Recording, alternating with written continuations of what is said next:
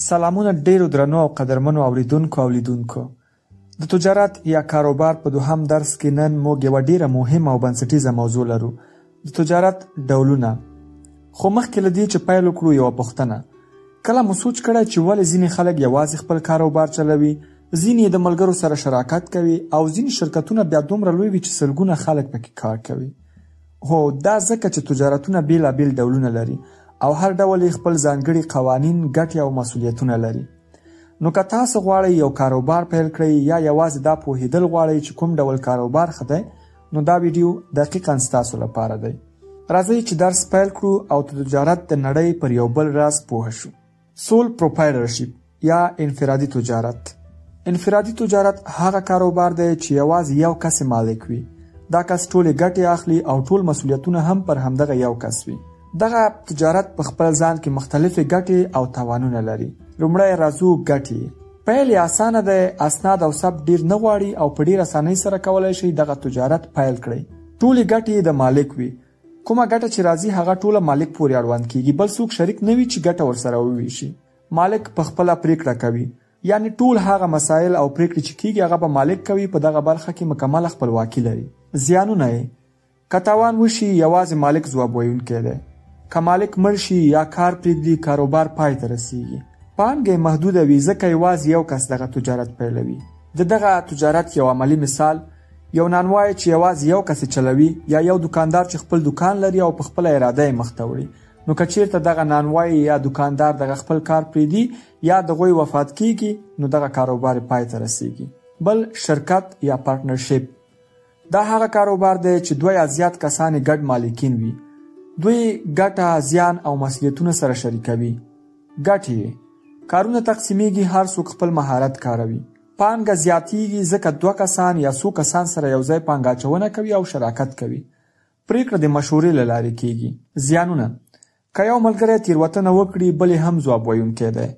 د اختلاف امکان شته او د اختلاف په صورت کې د شراکت پای ته رسیدای شي. ګټه باید سره وویشل شي، یعنی چې کومه ګټه د هغه په برخو تقسیمیږي یوازې یو نفر ته نه رسیږي. عملی مثال: مثلا دوه انجینران یو شرکت جوړوي، یو تخنیکی برخه چلوي، بل یې مالی یا د مدیریت برخه چلوي. نو په دغه برخه کې مختلفې ګټې او تاوانونه بیا لري. شرکت یا کارپوریشن.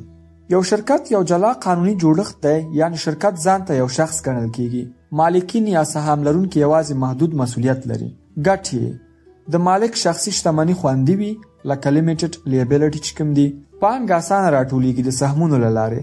دوامداره وي، حتی که یو مالک مړ کیږي یا بدلیږي، نو کولی شي نور څوک د هغه کار مخته بوځي ځکه یو مشخص بورډ لري. زیانونه: جوړول او ثبت یې پیچلی وي ځکه چې غټه کمپنۍ یا شرکت وي. اسناد، مالیه او راپورونه ډیر غواړي، ځینې وخت پریکړې وخت نیسي. عملی مثالونه لکه MTN چې اوس په اټوما بدل شوی، اتصالات، ټویټا، دا ټول کارپوریشن دي چې مالکین بدلیږي خو شرکت پاتې وي. بل محدوده مسؤلیت شرکت یا LCC چې LCC هغه کسان چې په خارج کې د امازون کاروبار کوي یا په آنلاین ځینې برخو کې په نورو هیوادونو کې کار کوي، هغوی به له دې سره زیات اشنا وي. LLC لیمیټډ لیبیلیټي کمپني. د انفرادي تجارت او شراکت ترکیب ته کارپوریشن LLC ترکیب وایي. دا شرکت محدود مسؤلیت لري خو اداره یې اسانه ده. ګټې: د مالک شخصي شتمني ساتي، اسانه جوړیږي نسبت کارپوریشن ته، انعطاف لري، د شراکت یا انفرادي په توګه هم اداره کیدای شي. زیانونه: هر هیواد کې مقررات توپیر لري. ځینې وخت مالیه لوړه وي، که قوانین سم نه وي تعقیب شوي، نو ځینې نور حقوقي مشکلات هم پیدا کیږي. عملی مثالونه: یو کوچنی تعلیمي شرکت چې 3 ملګري چلوي خو غواړي چې قانوني خوندیتوب ولري او جواز هم اخلي. بل NPO نان پروفیټ ارګنایزیشن، غیر انتفاعي سازمان.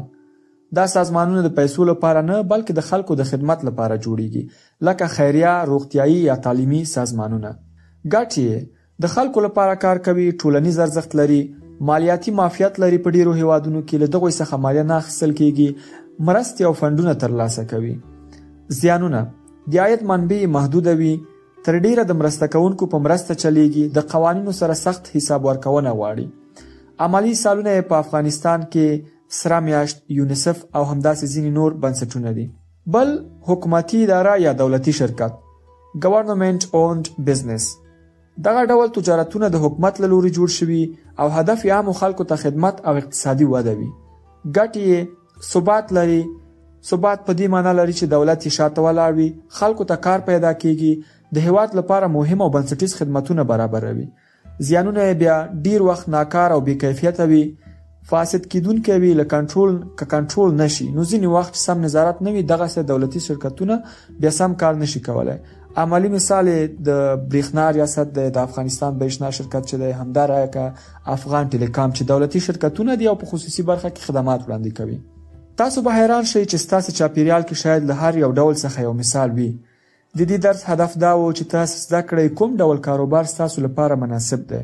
خپل نظرونه مو د کمنټ له لارې له موږ سره شریک کړئ. موږ همیشه ستاسو د نیکو نظرونو په تمه یو. ښاد او آباد اوسئ.